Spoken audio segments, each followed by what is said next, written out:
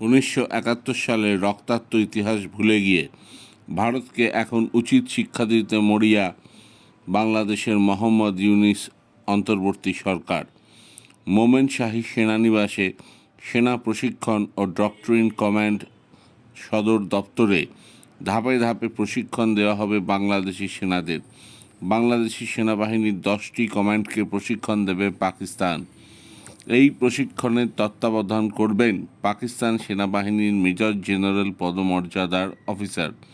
পাকিস্তানের joint chief of staff Shahid Shamshad Mirza Bangladesh সেনা একাডেমিগুলিতে গিয়ে প্রশিক্ষণ দেওয়ার ব্যবস্থা করবেন। এভাবেই বাংলাদেশি সেনাকে ট্রেনিং দিতে চায় পাকিস্তান। পুরো লক্ষ্যটাই ভারত। 1971 সালে যেভাবে পাকিস্তানকে দুভাগে কেটে দিয়েছিল ভারত স্যাম মানেকশর তত্ত্বাবধানে, সেটারই প্রতিশোধ নিতে মরিয়া পাকিস্তান। আর মোহাম্মদ ইউনূস তাদের এজেন্ট হয়ে খাটছে। 2025 সালের ফেব্রুয়ারি মাসের 7 থেকে 11 তারিখ করাচিতে নৌমহড়া হবে বাংলাদেশ পাকিস্তানের।